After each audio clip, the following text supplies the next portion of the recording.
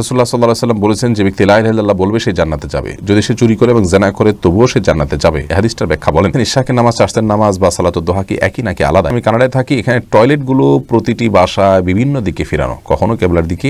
এমনও অবস্থায় আমাদের করণীয় কি, দয়া করে জানাবেন। জুমার খুতবার সময় তাসবিহ হাতে নিয়ে তাসবিহ পাঠ করা কতটুকু বৈধ? নামাজরত অবস্থায় ছোট বাচ্চা সামনে চলে আসলো, এই অবস্থায় কি রুকু সিজদা করা যাবে? মৃত ব্যক্তির গোসল দিয়ে টাকা নেওয়া যায় আছে কিনা? যে কোনো নামকে ছোট করে বললে কি গুনাহ হবে? যেমন সুমাইয়াকে সুমু বলল। মসজিদের পেছনে মাজার থাকলে সে মসজিদে নামাজ আদায় করা যাবে কিনা? কতদিন পর্যন্ত জন্ম নিয়ন্ত্রণ করা যায় আছে? আজানের সময় প্রস্রাব পায়খানা করা যাবে কিনা? জেনার মাধ্যমে সন্তান হলে সেই সন্তানের বিধান কি? ডিউটিরত অবস্থায় বুট পায়ে দিয়ে উজু করা এবং সালাত আদায় করা যাবে কিনা? মেয়ে সন্তানকে কত বছর পর্যন্ত বুকের দুধ পান করানো যাবে? ইতিমধ্যে বহু প্রশ্ন আমাদের কাছে চলে এসেছে। অরিয়া আসলাম, আপনি জানতে চেয়েছেন ইশাকের নামাজ, চাশতের নামাজ বা সালাতুদ দুহা কি একই নাকি আলাদা? এটা নিয়ে আমরা অনেক কথা বলেছি এর আগে। শেখ আব্দুল্লাহ বিন বাজ রাহিমাহুল্লাহ সহ সৌদি আরবের অনেক স্কলারগণ বলেছেন ইশাক এবং চাশতের সালাত আসলে একই। তবে রাসূল আকরাম সাল্লাল্লাহু আলাইহি ওয়াসাল্লামের সম্পর্কিত বিভিন্ন হাদিস থেকে আপনার বোঝা যায় যে চাশতের বা সালাতুদ দুহা সম্পর্কে তিনি বলেছেন যে যখন রোদ কিছুটা তেতে যায়, এই আপনার বালি কিছুটা তেতে যায়, অর্থাৎ সেটা নিশ্চয়ই ফজরের পরপর, সূর্য ওঠার পরপর হয় না। কিন্তু এশাকের সালাত তো সালাতের পর, ফজরের সালাতের পর নিজ জায়গায় বসে সূর্য ওঠার পর কথা বলা হয়েছে। এই হাদিসের ভাষ্যের তারতম্যের কারণে অনেক উলামা ইকরাম এই দুইটাকে পৃথক সালাত হিসাবেই গণ্য করেছেন। এশাক আলাদা, চাশত আলাদা। চাশত হলো কিছুটা পরে 8:30 9টার দিক থেকে শুরু হয়। রোজিনা আক্তার, আপনি জানতে চেয়েছেন, আমি কানাডায় থাকি, এখানে টয়লেটগুলো প্রতিটি বাসায় বিভিন্ন দিকে ফেরানো, কখনো কেবলার দিকে। এমনও অবস্থায় আমাদের করণীয় কি, দয়া করে জানাবেন। বোন রোজিনা, এ বিষয়ে ওলামা ইকরামের মধ্যে অনেকেই কেবলামুখী হয়ে টয়লেটে বসাকে জায়েজ বলেছেন, যদিও ইমাম আবু হানিফা রাহিমাহুল্লাহ এটিকে জায়েজ বলেননি এবং এই মতটি অধিকতর শক্তিশালী।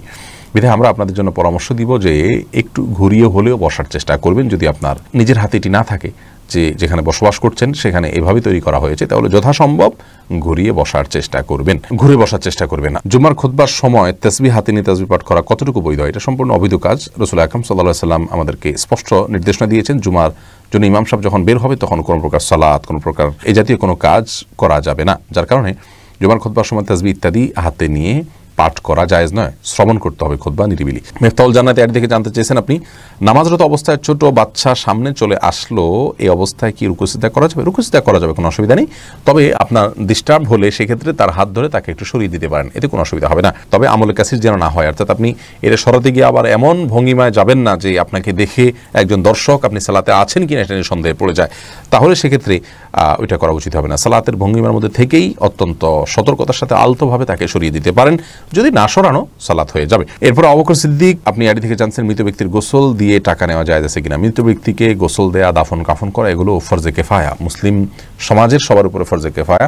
কেউ না করলে সবাই গুনাহগার হয়, আর কি কেউ বা কিছু লোক করলে অন্যদের দায় থেকে তারা মুক্ত হয়ে যান। এরকম কাজ একটা ইবাদত এবং এটা দায়, শরীয়তের পক্ষ থেকে কর্তব্য, এটা কেউ যদি করেন তাহলে তার বিনিময়ে তিনি নেওয়া জায়েজ নাই। অতএব এটা কোনো ব্যক্তি কাজ করলে সেটা আল্লাহর জন্য করতে হবে।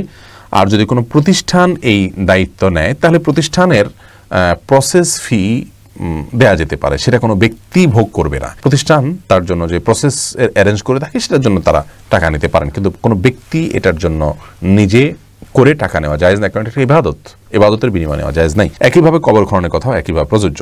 সুমাইয়া মাসুদ সুমু, আপনি জানতে চাইছেন যে কোনো নামকে ছোট করে বললে কি গুনাহ হবে? যেমন সুমাইয়াকে সুমু বলল, না, এটা গুনাহ হবে না। বিকৃতি যেন না হয়, বিকৃতি বলতে এটাকে ব্যঙ্গোক্তি যেন না হয়, বাজেভাবে উল্লেখ যেন না হয়। সংক্ষেপ করা জায়েজ আছে, এটাকে তারখিম বলা হয় আরবিতে, নামকে সংক্ষেপ করা, এটাতে অসুবিধা নেই। ইবনে আব্দুল করিম জানতে চেয়েছেন মসজিদের পেছনে মাজার থাকলে সে মসজিদে নামাজ আদায় করা যাবে কি না? মসজিদের যদি পূর্ব দিকে মাজার থাকে তাহলে ওখানে নামাজ পড়তে পারেন, কোনো অসুবিধা নেই। আর যদি মসজিদের ভেতরে মাজার থাকে, কবর থাকে, তাহলে সেখানে নামাজ পড়তে পারেন না, কারণ রাসূল আকরাম সাল্লাল্লাহু আলাইহি ওয়াসাল্লাম কবরে সিজদা করতে নিষেধ করেছেন। এটা ইহুদিদের অভ্যাস এবং তাদের সংস্কৃতি বলে তিনি উল্লেখ করেছেন, বিধায় এটা করা যাবে না। আর যদি মসজিদের সামনে থাকে, অর্থাৎ কেবলার দিকে থাকে এবং মসজিদের ওয়ালের বাইরে থাকে, তাহলে সেখানে সালাত আদায় করলে সালাত হয়ে যাবে।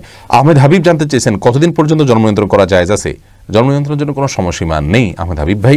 জন্ম নিয়ন্ত্রণ যে কজের ভিত্তিতে করছেন সেই কজটা যতদিন থাকবে ততদিন আপনি জন্ম নিয়ন্ত্রণ করতে পারবেন। কথার কথা, বাচ্চা লালন পালন করার মতো সক্ষমতা মায়ের নাই, তাহলে যতদিন অসক্ষমতা থাকবে না ততদিন পর্যন্ত জন্ম নিয়ন্ত্রণ করতে পারবেন। যৌক্তিক কারণ যতদিন পর্যন্ত থাকবে ততদিন পর্যন্ত আপনি জন্ম নিয়ন্ত্রণ করতে পারবেন, সেটা অস্থায়ীভাবে হতে হবে অবশ্যই। আরিফুল ইসলাম জানতে চেয়েছেন আজানের সময় প্রস্রাব পায়খানা করা যাবে কিনা। জি আরিফ ভাই, করতে পারেন, কোনো অসুবিধা নেই। আজান হলে তখন পেশাব পায়খানা করা যাবে না এমন কোনো কথা নেই। এমনি আতিকুর রহমান আপনি আমাদের ইউটিউব চ্যানেল থেকে প্রশ্ন করেছেন, জেনার মাধ্যমে সন্তান হলে সেই সন্তানের বিধান কি, সেটাকে ওয়ালাদুজ্জিনা বা জেনার সন্তান বলা হয়, কিন্তু সেই সন্তানের কোনো দোষ নাই, আল্লাহর কাছে সে কোনো পাপী বা অপরাধী হবে না, কারণ আল্লাহ তাআলার বিধান হলো আল্লাহ তাযিরু ওয়াজিরাতুন বিজরা উখরা, একজনের পাপের বোঝা আরেকজনের উপর আল্লাহ তাআলা চাপান না।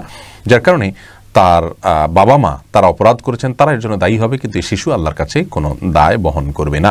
বাকি সামাজিকভাবে শিশুর প্রতি সাধারণ মানুষের বিরূপ ধারণা হতে পারে, এই জায়গা থেকে ইমামতি সহ গুরুত্বপূর্ণ কিছু কাজে তাকে ব্যবহার না করার পরামর্শ ইসলাম দিয়ে থাকে। কিন্তু এছাড়া এই সন্তান সমাজের অন্য সকল বিষয় আশয়গুলো অন্য সাধারণ মানুষের মতোই তিনি করতে পারবেন এবং তার জন্য তার কোনো দায় থাকবে না। তিনি যদি নেককার হন, আল্লাহ তাআলার প্রিয় পাত্র হতে পারেন, অন্য একজন সাধারণভাবে জন্মগ্রহণ করা মানুষের চাইতে আল্লাহর অনেক বেশি প্রিয় মানুষ হতে পারেন তার নেক আমলের মাধ্যমে। সাইম আলামিন জানতে চেয়েছেন, রাসূলুল্লাহ সাল্লাল্লাহু আলাইহি ওয়াসাল্লাম বলেছেন, যে ব্যক্তি লা ইলাহা ইল্লাল্লাহ বলবে সে জান্নাতে যাবে, যদি সে চুরি করে এবং জিনা করে তবুও সে জান্নাতে যাবে।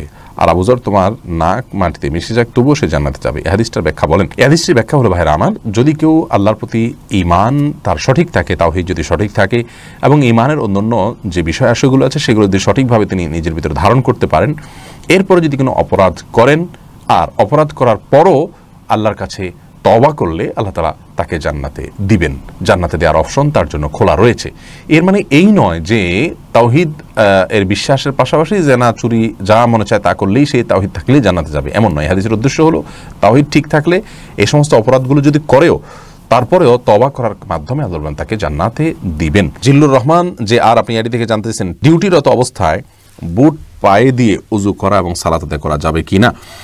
ডিউটিরত অবস্থায় যদি আপনি বুট পায়ে থাকে তাহলে সেক্ষেত্রে সে বুটের উপরে মাসা করতে পারবেন কিনা। ওই বুট দিয়ে যদি আপনি সালাত আদায় করতে পারেন, এরকম সফট হয়, তাহলে সেক্ষেত্রে উজু করে যদি এটা আপনি পরে থাকেন, আপনার পায়ের গিরা পর্যন্ত ওইটা ঢেকে থাকে, তাহলে ওটার উপরে আপনি মাসা করলে জায়েজ হবে, অসুবিধা নেই। উজু করে যদি আপনি সেটা পরে থাকেন তাহলে সেক্ষেত্রে মাসা করতে পারেন। আর যদি এই বুটটা আপনাকে খুলে সালাত আদায় করতে হয়, এটা যে মোজা আছে সেটা আপনার বুটটা খুলে জাস্ট মোজা পরে সালাত আদায় করলেন, তাহলে ওই অবস্থা বুটের উপর মাসা করলে চলবে না। কিন্তু অনেক আরাবিয়ান সৈনিকদেরকে দেখেছি তারা এমন বুট পরেন যেটা আপনার গোড়ালি পর্যন্ত ঢাকা থাকে এবং ওই অজু করার সময় তারা অজু করে মোজা পরে তারপর বুট পরেছেন, বুটের উপর তারা মাসা করে ওই বুট পরে তারা সালাত আদায় করছেন, জাস্ট এটাকে পরিষ্কার করে মসজিদে প্রবেশ করছেন।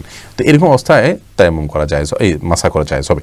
তাহসিন নাজনীন আপনি জানতে চেয়েছেন, মেয়ে সন্তানকে কত বছর পর্যন্ত বুকের দুধ পান করানো যাবে। এ বিষয়ে দুটি মত রয়েছে বোন।